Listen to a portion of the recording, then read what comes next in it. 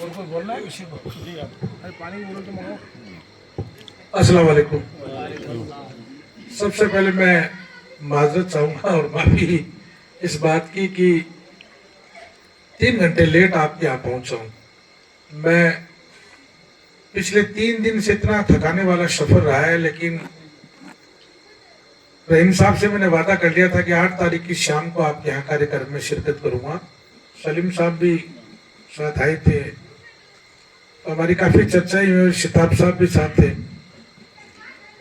आज मैं 4:30 बजे मुंबई से फ्लाइट लेके और 6:30 बजे जयपुर और 7 बजे जब बाहर निकला तो मुझे लगा 1.5 घंटे में अपने पहुंच जाएंगे, लेकिन रक्षाबंधन और सैटरडे संडे की छुट्टी और खाटू श्याम जी का ये प्रोग्राम भी रहता है, तो इस चक्कर में बहुत ज़्यादा भीड़ थी। तो मैं एक बार पुनः आप लोगों से बहुत माफ़ी चाहता हूँ। खंडेला के हमारे बड़े भाई और खंडेला की शान के रूप में उस्मान रहमानी साहब, इस परिवार के बारे में इतना कह सकता हूं कि रहीम भाई का मुंबई में जो कारोबार है और मेरा परिवार, इनका परिवार एक साथ वहां रहता है। राजस्थान मुस्लिम समाज जो राजस्थानियों की बहबूदी का काम करता है, उसमें अक्सर रहीम साहब का वहां आना जाना खूब रहता है और इनका टाउन भी वहां बहुत होता है। पिछले दिनों में जब मुंबई की यात्रा पे था तो मेरी इनसे चर्चा हुई थी कि राजस्थान मुस्लिम समाज जो है वो माइनॉरिटी के लिए क्या क्या काम कर रहा है, कितनी मेहनत कर रहा है। तो आपका बहुत बड़ा वहां सहयोग रहता है, बहुत बड़ी मदद रहती है। तो आज के इस कार्यक्रम के आयोजक रहीम उस्मानी साहब, सलीम साहब और हमारे बड़े पारिवारिक संबंध हैं शिताब साहब, और आदमी खुश इसलिए होता है कि जब अपने ससुराल आता है तो और भी ज्यादा खुश होता है। तो शिताब साहब का यहाँ ससुराल भी है। और मेरे भाई और जो बैठे हैं मेरे मामा जी हैं, हाजी सब्जू खान जी, अब सब के परिवार के सदस्य हैं। अच्छा, मैं सब जगह जाता हूँ तो ये कहता हूँ कि मेरा ददियाल है, मेरा ननियाल है। लेकिन सच बात यह है कि आप लोग मेरी इस बात से कभी वाकिफ नहीं होंगे कि खंडेला वाकई मेरा ननियाल है। सब्जू खान जी मेरे मामा जी हैं और ये फेविकोल का जोड़ हमारा 100 साल से हमारी रिश्तेदारी आपस में, क्योंकि ये मेरे मामा जी भी हैं, हमारे दामाद भी हैं। अब इनके यहाँ हम बेटी लेके भी आ गए, इनकी पोती हमारे घर में है और हमारी बेटियां इनके घर में है, 4 बेटियां घर में है। इनसे छोटे जो रहमत जी थे जो अभी अल्लाह को प्यारे हो गए, वहाँ मेरी बहन है। इनके भतीजे असलम साहब को मेरी बहन है और इनकी जो असलम साहब की बेटी है वो मेरे बेटे को है। तो हमारा बड़ा पारिवारिक संबंध है। और खंडेला के तमाम बुजुर्गों, युवा साथियों, तमाम आइमा हजरात, आप सभी का स्वागत, अभिनंदन।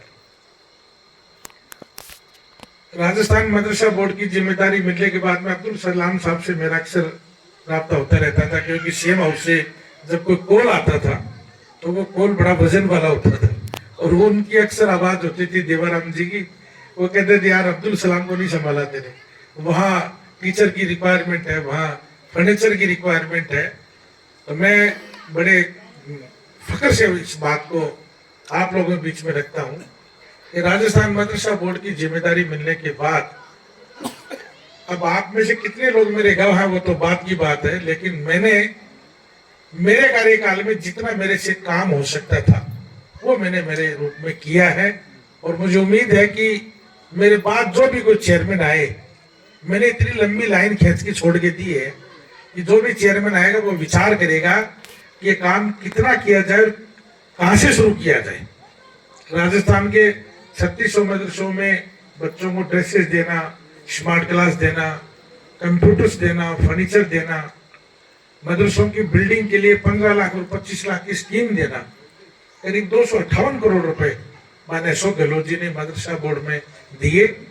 और मैंने एक एक पाई पैसा जो आया वो राजस्थान के मदरसों में देने का काम किया, कहीं कमी नहीं रखी। लेकिन मैं मानता हूं कि बहुत सी चीजें हैं, सरकार चली गई इस वजह से वो अधूरी रही। और वर्तमान की सरकार कैसी है वो आपसे कोई छुपी भी नहीं है।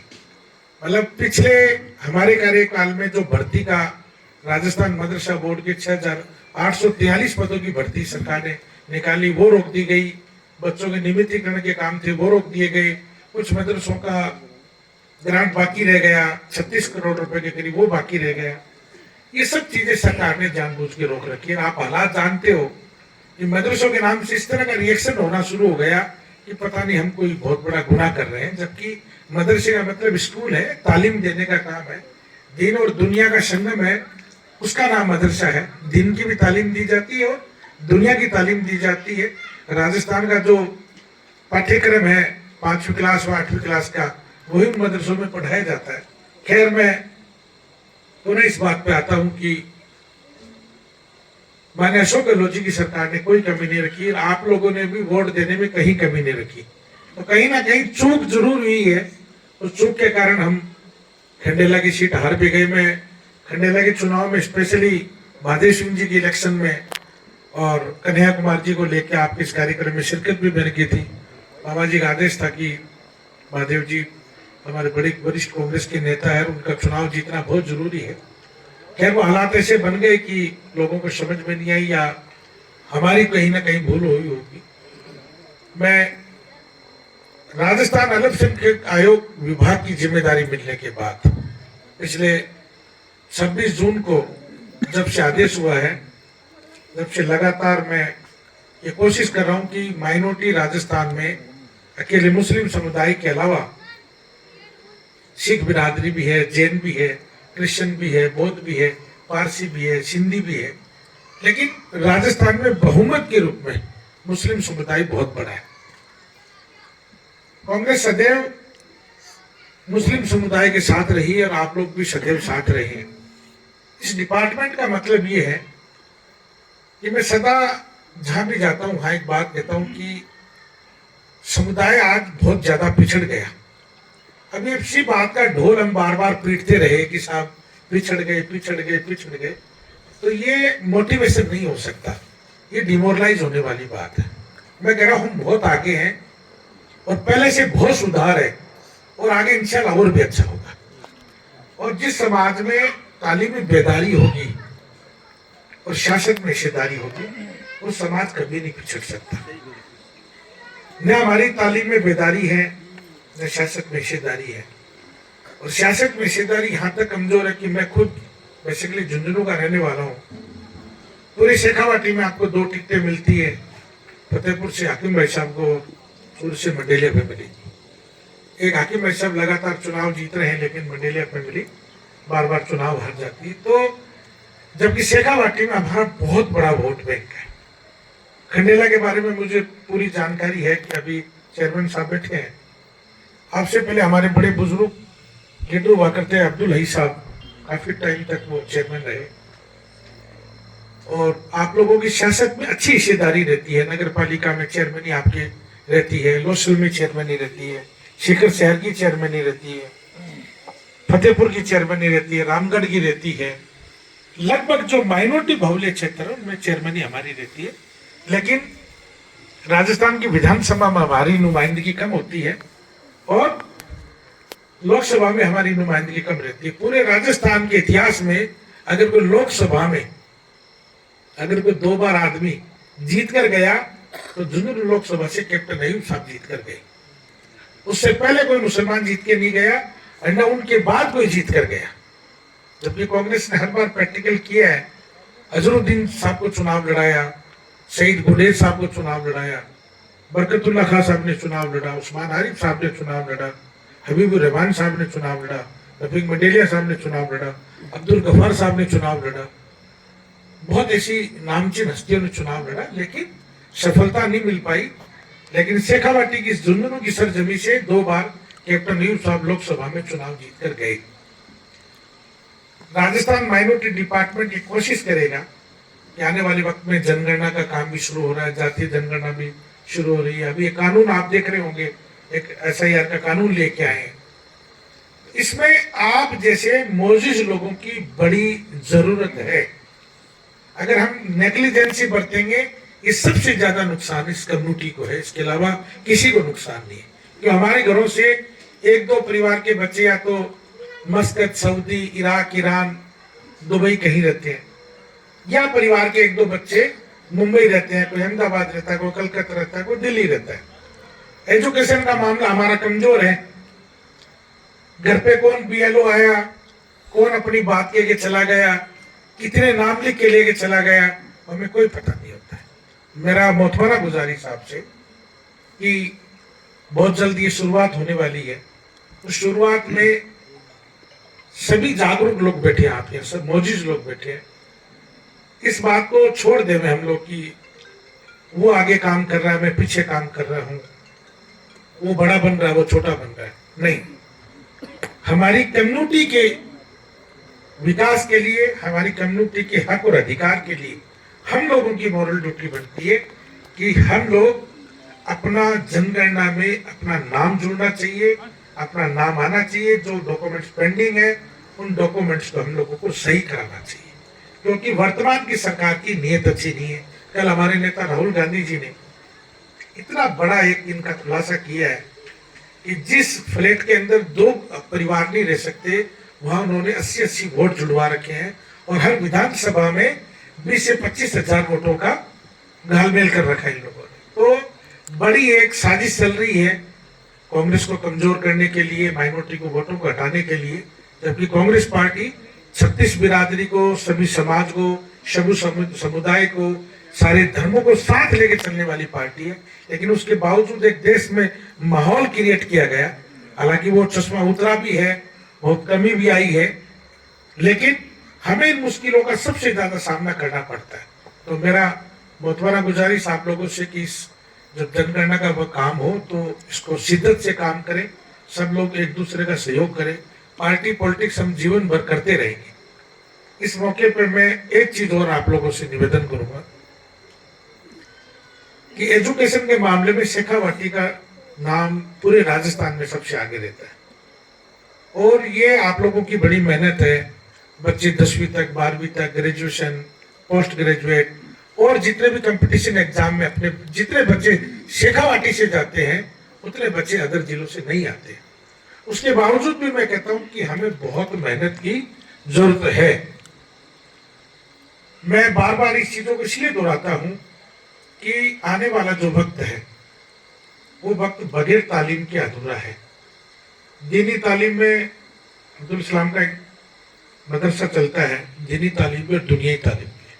राजस्थान मदरसा बोर्ड खाली 8वीं तक की मान्यता देता है, लेकिन मैं कहता हूं कि अगर 8वीं के बाद की मान्यता की रिक्वायरमेंट हो तो मदरसा बोर्ड तो नहीं देता है। राजस्थान का शिक्षा विभाग उसकी मान्यता 10वीं क्लास की, 12वीं क्लास की, कॉलेज तक की मान्यताएं देता है। उसके लिए डॉक्यूमेंट्स की रिक्वायरमेंट होती है, अदर जितनी भी रिक्वायरमेंट होती है उन चीजों को हम इकट्ठा करें, बच्चों को ज्यादा से ज्यादा तालीम देने की हम कोशिश करें। और इस मौके पर एक बात और भी कहना चाहता हूँ कि माइनॉरिटी डिपार्टमेंट में दिन भर मेरे पास ये एक लोगों की शिकायत भी रहती है, लोगों के आवेदन भी आते हैं कि साहब मुझे कमेटी में डाला जाए, मुझे जिला कमेटी में डाला जाए, ब्लॉक कमेटी में डाला जाए, स्टेट कमेटी में डाला जाए। तो मैं आपसे वादा करता हूं कि राजस्थान माइनॉरिटी डिपार्टमेंट में पहली बार इंशाल्लाह नवाचार होंगे, नए काम होंगे। मैं प्रभारी डिस्ट्रिक्ट वाइज बनाकर क्योंकि हम राजस्थान के 7 संभाग अलग अलग बने हुए हैं और हर संभाग में अलग अलग बिरादरियां हैं। हमारे यहाँ जैसे मेवाती नहीं है तो अलवर भरतपुर में मेवात बिरादरी है। हमारे यहाँ देश वाली नहीं है, अजमेर बेल्ट में, आपके नागौर बेल्ट में देश वाली बिरादरी है। हमारे यहाँ काठात, मेरात और चीता बिरादरी नहीं है, ये अजमेर संभाग में है। तो हमारे संभाग वाइज बिरादरियां हैं। लेकिन मैं आपसे वादा करता हूँ, चाहे वो काजी बिरादरी है, चाहे वो विशायती बिरादरी है, चाहे वो कुरैशी बिरादरी है, चाहे वो धोबी बिरादरी है, चाहे वो चिंपा बिरादरी है, कोई भी बिरादरी राजस्थान में माइनॉरिटी की, अकलियत की जितनी बिरादरी है, उन बिरादरियों का सबका राजस्थान की माइनॉरिटी डिपार्टमेंट में प्रतिनिधित्व होगा इंशाल्लाह। और हम कोशिश करेंगे कि जिला लेवल पे भी उनका नाम हो, ब्लॉक लेवल पे भी उनका नाम हो, स्टेट लेवल पे भी उनको सबको साथ जोड़ने का हम लोग काम करेंगे। मैं हमारे रहीम भाई साहब से निवेदन करूंगा कि आपके पास बड़ा एक स्टाइगर बैठा है, बड़े पैसे वाले आदमी, वैसे आप सब मालदार लोग बैठे हैं, मंच पे जितने बैठे सब मालदार लोग बैठे। मैं बार बार इनसे कहता भी हूं, मैंने मुंबई में भी एक बात रखी थी कि हमारी जकात का जो यूज होना चाहिए ना, वो वाकई यूज होता नहीं। माफी चाहूंगा मैंने तो ये सुना कि हमारे पे जब जकात लाजिम हुई 10 साल में मदीना की गुर्बत खत्म हो गई। जकात के पैसे से 10 साल से मदीना की गुर्बत खत्म हो गई। अरे भाई 75 साल हो गई, गुर्बत खत्म नहीं हुई। सच्चर कमेटी बन गई, श्रीनाथन कमेटी बन गई, कौन कौन सी कमेटियां बन गई। हम लोग और पिछड़ते जा रहे हैं, जबकि हर आदमी 2.5% जकात अल्लाह के हुक्म की तामील करता हो, लेकिन वो जकात जाती कहाँ है, ये मैं माफी चाहूंगा मेरी समझ से बाहर है। मैं अभी जब मुंबई था इनके ऑफिस में, तो मैंने एक बात रखी कि करोड़ों रुपए की जकात, अरबों रुपए की जकात, हर चांद, रमजान का चांद दिखने से लेके और ईद के चांद तक हिंदुस्तान में करीब करीब 75 से 80 हजार करोड़ रुपए की जकात जिस कम्युनिटी की निकल जाती हो, वो कम्युनिटी गरीब हो सकती है, बगैर छत के हो सकती है, बगैर शिक्षा के हो सकती है, उनकी बेटियां कुंवारी रह सकती है, वो कभी परेशान हो सकता है। इतना होने के बावजूद हम इन मूलभूत सुविधाओं से जूझ रहे हैं, ये सच है। तो मेरा आपसे गुजारिश है, और मैंने रहीम साहब को उस दिन कही थी बात कि डेवलपमेंट करने के लिए हमें किसी से पैसा मांगने की जरूरत नहीं, अल्लाह ने हमें एक रास्ता दिया निकाल के। इन मुंबई में आप इतने बड़े शहर में रहते हो, हजारों परिवार हमारे चूरू, जुन्नू, सीकर, नागौर, बीकानेर, हनुमानगढ़, गंगानगर, पूरा राजस्थान का मुस्लिम समाज वहां बसता है, और सब आप पैसे वाले लोग हो। और मैंने कहा कंडीशन तो हमारी तो ये होती है कि जब रमजान का महीना लग जाता है, तो मैं मेरी बात को अदरवाइज मत लेना, हमारे कुछ लोग ये कहते हैं यार अब की बार चंदे के लिए मुंबई जा रहे हैं, यानी मुंबई में पैसा अच्छा मिलेगा। सच बात तो ये। और मैंने कहा आप लोग देने में भी कमी नहीं रखते हो, लेकिन वो पैसा कहीं ना कहीं दिखता भी नहीं है, आप लोगों के यहाँ से बहुत ज्यादा पैसा खर्च होता है। तो मैंने कहा आप मुंबई में रह के एक परिवार से 1 रुपए महीने का लेना शुरू करो। हजारों परिवार ऐसे हैं जो मुंबई में बसते हैं, लाखों रुपए का कलेक्शन आपका महीने का हो सकता है, कोई लोगों की कमी नहीं रहे। और रहीम साहब पर बड़ी जिम्मेदारी इसलिए कहता हूं कि आप खंडेला के जन्मे हैं, खंडेला में आप बड़े हुए हैं, और ये खंडेला वालों की दुआएं हैं कि अल्लाह ने आपको देने वाला गनी बनाया है। तो मैं आपसे उम्मीद करता हूं कि खंडेला में आपकी तरफ से इस समाज के लिए कोई ऐसा इदारा बना के दो, एजुकेशन इदारा बना के दो, जो आने वाली नस्लें आपको याद रखें। तो मुझे उम्मीद है इंशाल्लाह इस मौके पर कि पूरी फैमिली, हालांकि बड़ा डोनेट करती है, आप लोगों के लिए खड़ी रहती है, आपके सुख दुख में खड़ी रहती है, लेकिन मुझे उम्मीद है कि आज मैंने जो बात इनसे कही है, ये मैंने इनसे पहले कभी जिक्र नहीं किया, आज पहली बार मैंने इनके सामने, अगर इनको बगैर बताए मैंने बात कही है। क्यों? सरकार से कितना कम मिलेगा, ज्यादा मिलेगा, वो बात की समस्या है। आपके पड़ोस में सीकर में वाई चौहान साहब का बड़ा इदारा चलता है एक्सीलेंस के नाम से, उसको राजनीतिक रूप से नहीं सोच के हम सामाजिक रूप से सोचे कि हजारों बेटियां वाई चौहान की स्कूल से पढ़कर निकली, हजारों बेटे पढ़ के निकले, कोई डॉक्टर बना है, कोई इंजीनियर बना है, कोई एडवोकेट्स बना है, कोई आरएस बना है, कोई आईपीएस बना है, कोई पुलिस में गया, कोई एलाइड सर्विस में गया, कोई किसी सर्विस में गया। तो ये बहुत बड़ी बात है। तो मैं एक बार पुनः रहीम भाई से निवेदन करूंगा कि आपकी देख रेख में, आप सब मौजूद लोग यहाँ बैठे हैं, उनकी देख रेख में एक खंडेला में इदारा बनना चाहिए। और मैं पुनः आपको इस बात के लिए याद दिलाता हूँ कि जब कोई इदारा बनेगा तो इंशाल्लाह मेरा परिवार आपके साथ रहेगा। साथ ही पुनः एक बार आप जितने भी लोग यहाँ पधारे हैं, आप सबका बहुत बहुत स्वागत, अभिनंदन। तो मेरे को कल सुबह उठ के फिर एक लंबी यात्रा है, चित्तौड़गढ़, भीलवाड़ा, उदयपुर पहुंचना कल रात को। परसों सुबह एक बड़ा तंजीम का कार्यक्रम है, उसमें शिरकत करनी है, फिर वापस लौटना भी है। तो ये काम चलते रहेंगे। आप लोगों ने इतनी देर रात तक रुक कर जो हमें मान सम्मान दिया, उनको कभी इंशाल्लाह भूलने की हिम्मत भी नहीं कर पाऊंगा।